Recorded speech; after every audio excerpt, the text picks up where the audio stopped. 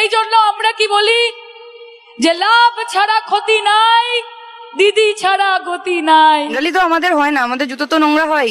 এখন বুঝতে পারলাম কি করে এত চাটছে মমতা ব্যানার্জির আশেপাশের লোকজন, মানে কেউ একটু ধুলো লাগতে দিচ্ছে না চটি।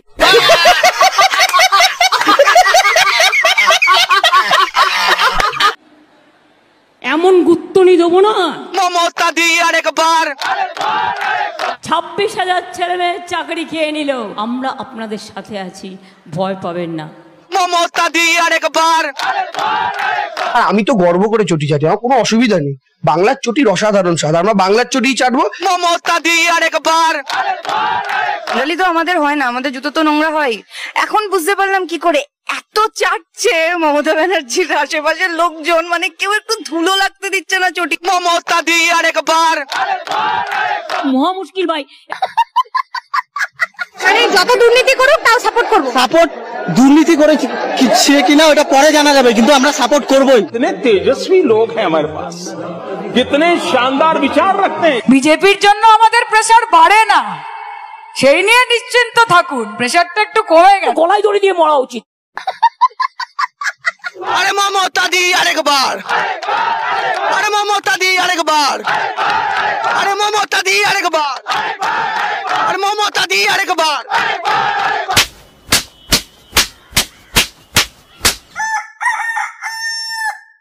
নমস্কার, আমি অভিজিৎ। তুই আমার কোথা থেকে চলে এলি? আরে দিদি, সোশ্যাল মিডিয়াতে দেখলাম যে আপনাদের কত নতুন নতুন ভিডিও চলে এসছে, আপনাদের কত বক্তব্য আবার চলে এসছে নতুন নতুন। তা আমি আপনাদের নিয়ে একটু আলোচনা সমালোচনা করব না, তা কি কখনো হয়? তাই চলে এলাম আর একটা নতুন ভিডিও নিয়ে। Thank you Babu, thank you. তো আপনারা দেখছেন আমার ছোট্ট ইউটিউব চ্যানেল মেদিনীপুরের পোল্লা পোল্লা পোল্লা।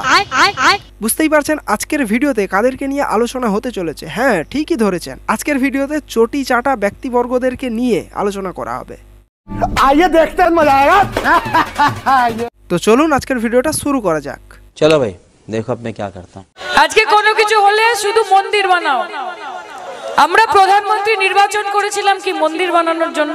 সায়নী ঘোষেরা বলছে যে আজকে কোনো কিছু হলেই শুধু কেবলমাত্র মন্দির বানাও। প্রধানমন্ত্রীর হয়তো আর কোনো কাজই সায়নী ঘোষেদের কাছে বা সায়নী ঘোষেদের চোখে পড়েনি, কেবলমাত্র এই মন্দিরটুকুই চোখে পড়েছে। তাই বলছে যে আজকে কোনো কিছু হলেই কেবলমাত্র মন্দির বানাও। আর আমরা কি প্রধানমন্ত্রী চুজ করেছিলাম, প্রধানমন্ত্রী করেছিলাম কি মন্দির বানানোর জন্য নাকি?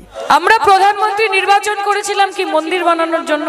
তাই সায়নী ঘোষেদের কাছে এইরূপ আমার সেম একটা কোশ্চেন থাকলো যে আমরা কি মুখ্যমন্ত্রী বানিয়েছিলাম শিক্ষা চুরি, চাকরি চুরি, সমস্ত ক্যাটাগরিতে এই চুরি দুর্নীতি এইগুলো দেখার জন্যে? চোর হোক জাত ভালো।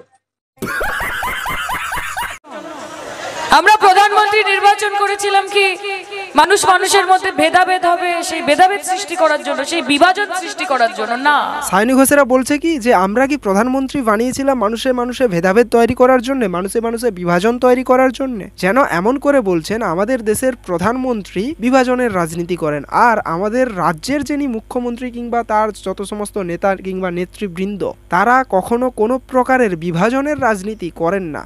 আসলেই তারা বিভাজনের রাজনীতি করেন কি করেন না সেটা এই ভিডিওতেই কিছুটা প্রমাণ আপনারা পেয়ে যাবেন। আপনাদের আর আলাদা করে কি বলবো, আপনারা প্রত্যেকে রাজনৈতিক বোধ বুদ্ধি সম্পন্ন মানুষ, সারাক্ষণ খবর দেখেন, দেখছেন তো কি করছে। হ্যাঁ, দেখছি তো আমরা কি করছে। আমাদের পশ্চিমবঙ্গের একের পর এক নেতারা কি করছে সেটা তো আমরা নিউজে দেখতেই পাচ্ছি দিনের পর দিন। কোনো নেতা যে আবার শিক্ষামন্ত্রী আমাদের রাজ্যের, সে যাচ্ছে কিসের জন্য জেলের মধ্যে?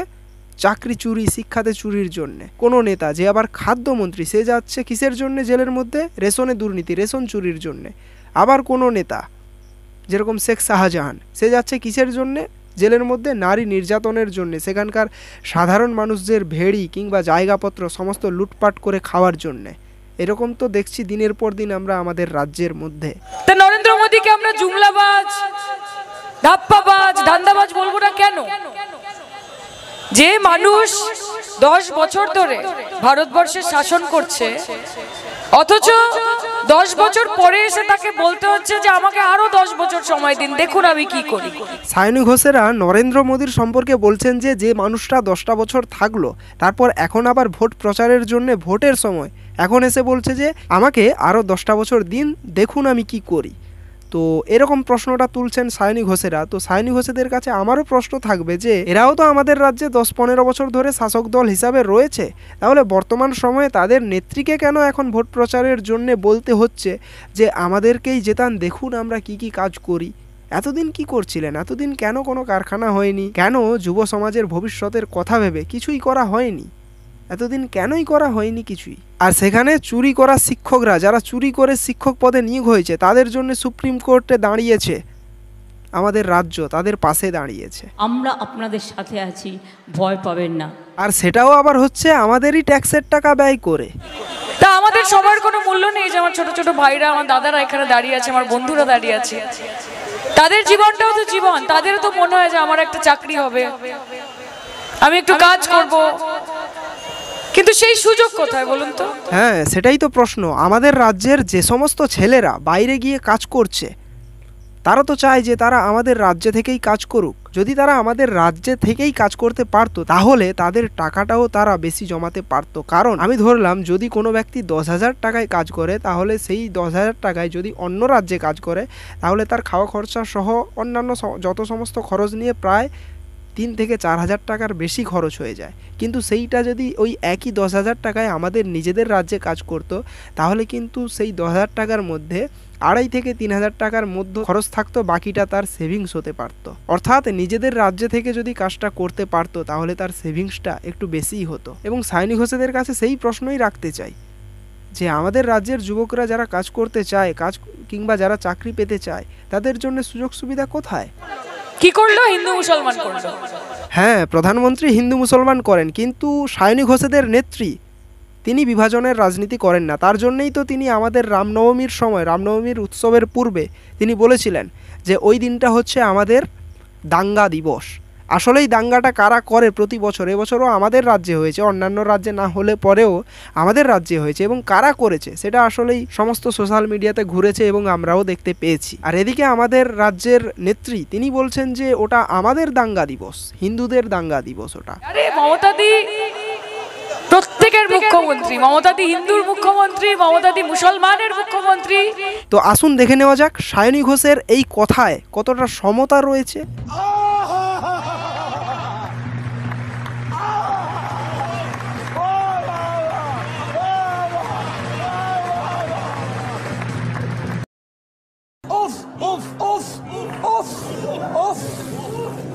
সমতা নিয়ে যখন কথাই উঠলো, চলুন আর একটু সমতাটা দেখে নেওয়া যাক।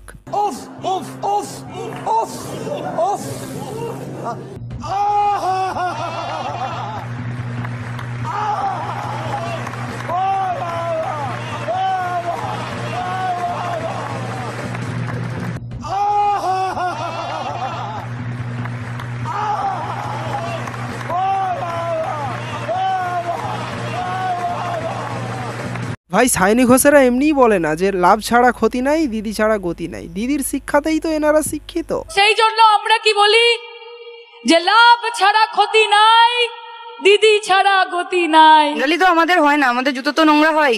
এখন বুঝতে পারলাম কি করে এত চাটছে মমতা ব্যানার্জির আশেপাশের লোকজন, মানে কেউ একটু ধুলো লাগতে দিচ্ছে না চটি।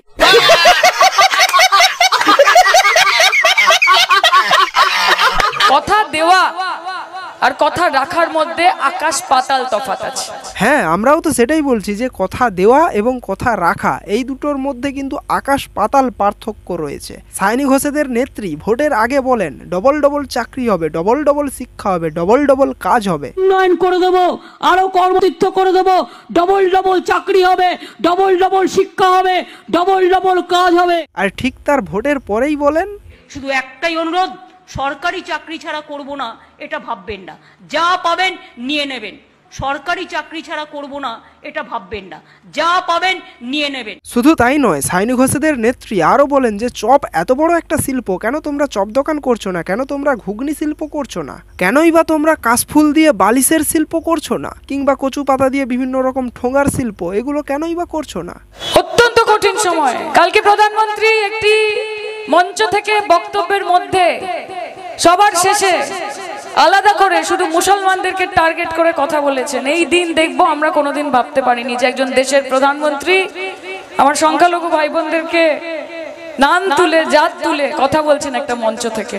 সায়নী ঘোষেদের এই বড় বড় কথাগুলো, এই বড় বড় বক্তব্যগুলো তখন কোথায় থাকে, যখন তাদেরই নেত্রী রাম নবমী এই দিনটার আগে ওই দিনটাকে বলেছিল যে ওটা হচ্ছে সনাতনীদের দাঙ্গা দিবস, তখন কোথায় ছিল সায়নী ঘোষেদের এত বড় বড় কথাবার্তা? তখন তো কিছু কই বললেন না। গল্প শেষ, ঠিকই গল্প শেষ। হ্যাঁ ঠিকই বলছেন সায়নী ঘোষ, গল্পের পাতাটা আর বেশি নেই, গল্পটা শেষ হয়ে এসছে, গল্পটা এবার শেষের পথে। যাই হোক, এইবার আমি আপনাদের একটা কবিতা শোনাবো, কবিতাটা একটু মন দিয়ে শুনুন। পঞ্চায়েতের নির্বাচনে 50 জন খুন, বাংলার মাটি রক্তে রাঙা 21শে জুলাই ধুম, বিরোধীদের রক্তে মাটি করতেছে ঠিক, কালীঘাট ছেড়ে ম্যাডাম পাটনায় পিকনিক, গরু কয়লা পাথর বালি সবই করলি চুরি, চোরের সাথী পেয়ে গেলি সীতারা মিয়ে চুরি, 26 চোরে করলি ফিস্ট হলো বেঙ্গালুরি, 70তে মিলে করলি এবার ইন্ডিয়াটাও চুরি, গণচুরি পড়বে ধরা খাবি কিন্তু এবার, তোর ভাইয়েরা খাচ্ছে শুধু ভোটের ব্যালট পেপার, অযোগ্যরা চাকরি পেল যোগ্যরা সব বাদ, তোর জন্য খোলা আছে তিহার জেলের ছাদ, বারে বারে ডাকছে ইডি জমিয়ে খেলবো খেলা, ভাইপো যাবে তিহার জেলের দরজা আছে খোলা, একে একে সবাই যাবি খাবি তিহারের অন্ন, ভারতবাসী তাকিয়ে দেখবে জেলের মধ্যে চলছে দিদির নবান্ন। এর পরেও হয়তো দেবাংশুরা বলবে যে মমতা দি আরেকবার, আরে মমতা দি আরেকবার, আরে মমতা দি আরেকবার। ভাই সত্যি বলছি, এমনি এমনি একে মানুষজন চটি চাটা বলে না। মিথ্যেবাদী ছোট লোক লোক একখানা।